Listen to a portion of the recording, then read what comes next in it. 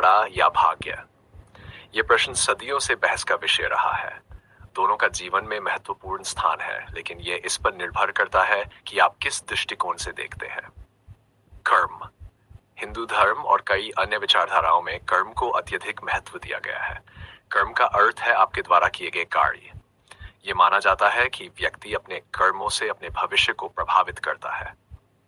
जो हम आज करते हैं उसका परिणाम हमें भविष्य में अवश्य मिलता है। ये विचारधारा मानती है कि व्यक्ति के पास अपने भाग्य को बदलने की शक्ति है और ये उसके कर्मों पर निर्भर करता है। भाग्य का अर्थ है किस्मत या पूर्व निर्धारित घटनाएं जिन पर व्यक्ति का नियंत्रण नहीं होता। कुछ लोग मानते हैं कि हर व्यक्ति का जीवन पहले से लिखा हुआ है और चाहे हम कितना भी प्रयास कर लें हम उसे बदल नहीं सकते। आखिर में ये इस पर निर्भर करता है कि आप किस पर अधिक विश्वास करते हैं। कुछ लोग मानते हैं कि कर्म से भाग्य को बदला जा सकता है, जबकि अन्य मानते हैं कि भाग्य पहले से तय होता है। दर्शन और धर्मों में गहराई से चर्चा की गई है, खासकर हिंदू धर्म, बौद्ध धर्म और जैन धर्म में। यहाँ कर्म से जुड़े कुछ प्रमुख विचार दिए जा रहे हैं। वर्ण कर्म का अर्थ। कर्म संस्कृत शब्द है जिसका अर्थ है कार्य या क्रिया। ये हमारे सभी मानसिक, शारीरिक और वाणी से किए गए कार्यों को दर्शाता है।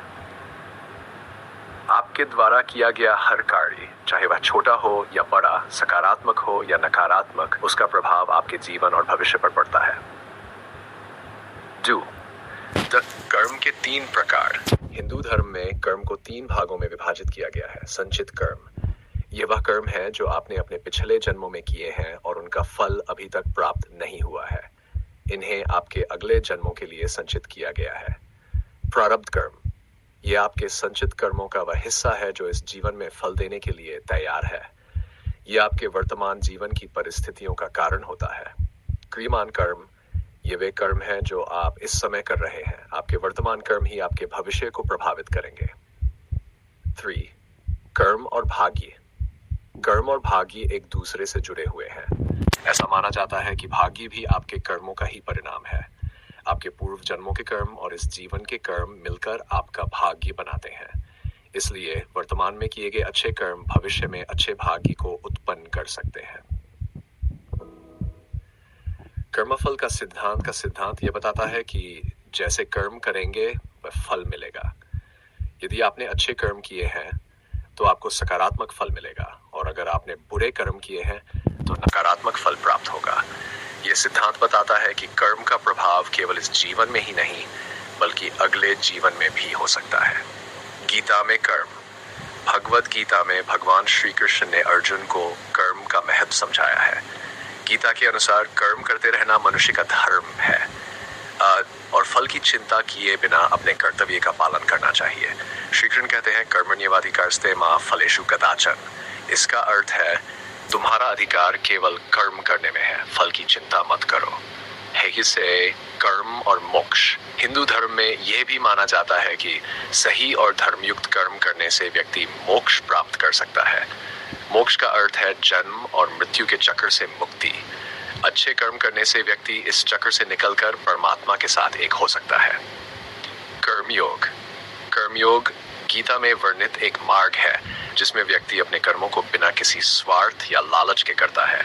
ये मार्ग यह सिखाता है कि व्यक्ति को अपने कार्यों से जुड़ा होना चाहिए, लेकिन फल की आसक्ति नहीं रखनी चाहिए। कर्म जीवन का अभिन्न हिस्सा है और यह हमारे जीवन की दिशा निर्धारित करने में महत्वपूर्ण भूमिका निभाता है।